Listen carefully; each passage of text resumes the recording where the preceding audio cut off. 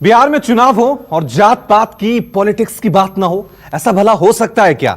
लालू परिवार के ऊपर तो ऐसे सैकड़ों आरोपों का लेबल चस्पा है, मगर इस बार ऐसा नहीं हुआ। लालू के सामाजिक न्याय के नारे को उनके बेटे तेजस्वी ने आर्थिक न्याय में तब्दील कर दिया, साथ ही खुद को लालू परिवार की छवि से भी एक हद तक आजाद कर लिया।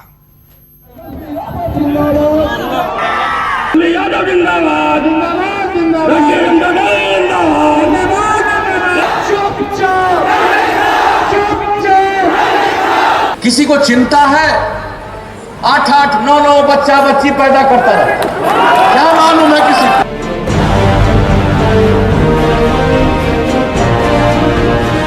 ये जंगल राज के युवराज से बिहार की जनता पुराना ट्रैक रिकॉर्ड के आधार पर और क्या अपेक्षा कर सकती? लालू जी का जब राज था तो गरीब सीधा तार के बाबू साहब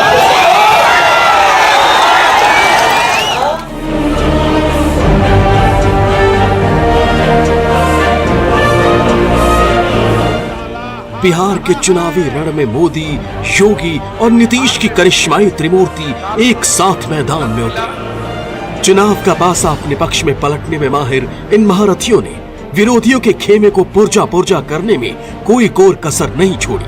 बावजूद इसके इनसे अकेले लोहा ले रहे तेजस्वी ने आखिर तक इस लड़ाई को एक तरफा होने नहीं दिया।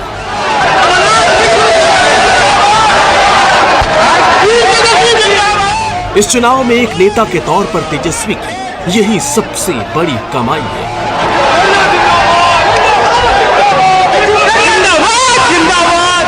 असल मुद्दा क्या है? पढ़ाई, दवाई, कमाई, सिंचाई।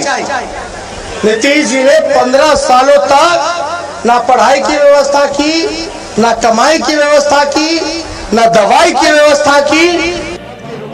इस चुनाव में तेजस्वी ने लालू की छाया से बाहर निकलकर अलग राजनीति की राह पकड़ी। तेजस्वी ने बार बार रोजगार का मुद्दा उठाया, खासकर सरकारी नौकरी की बात का तो इतना गहरा असर हुआ कि करीब 15 साल तक बिहार की सत्ता में रही एनडीए को उसका काट तैयार करना मुश्किल पड़ गया। तेजस्वी ने संकल्प लिया है, देश के इतिहास में पहली बार मुख्यमंत्री रहते हुए अगर मेरा पहला कलम चलेगा तो 10 लाख नौजवान को सरकारी नौकरी देंगे।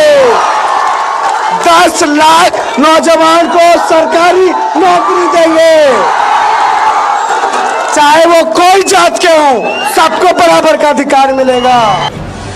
तेजस्वी ने सिर्फ लालू के सामाजिक न्याय को आर्थिक न्याय में ही नहीं बदला, बल्कि इस चुनाव के दौरान उनकी रणनीति उनके नौसिखिया की बजाय माहिर खिलाड़ी का तमगा देती है। रोजगार नहीं दे पाए, कारखाने ना लगा पाए, वो अगला 5 साल भी कोई काम करने वाला नहीं है।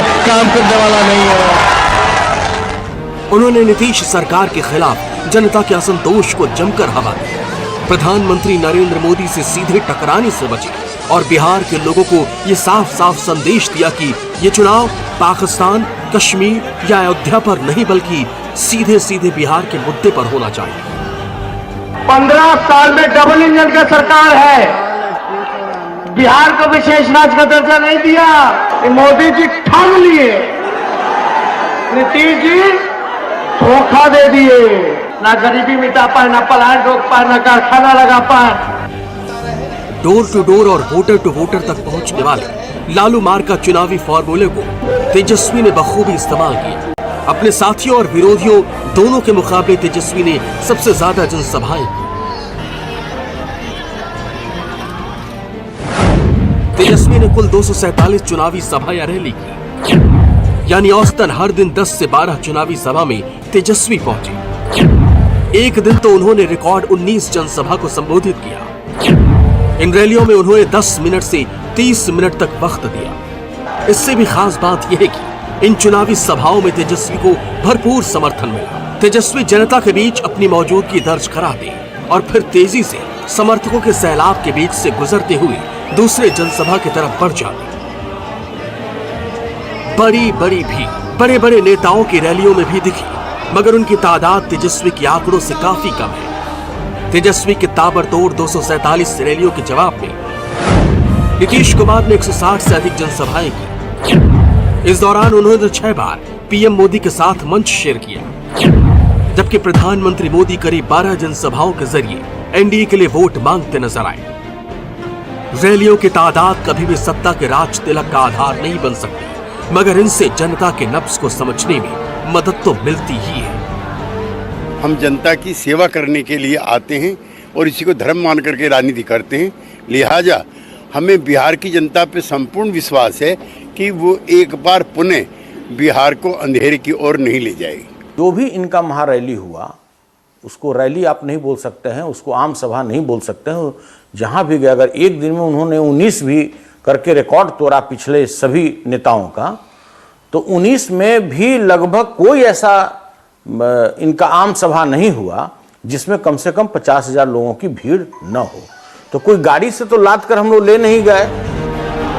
इस सियासी बहस से अलग इस मोड़ पर यह बात तो कही ही जा सकती है कि इस चुनाव ने तेजस्वी को एक नई पहचान दी है। ये सीधे सीधे तेजस्वी की उस तार्किक रणनीति की विजय है जिसकी वजह से इस चुनाव में सत्ता के बजाय विपक्ष ने चुनावी एजेंडा तय किया। सौरभ कुमार के साथ अमिताभ ओझा, पटना न्यूज़ 24।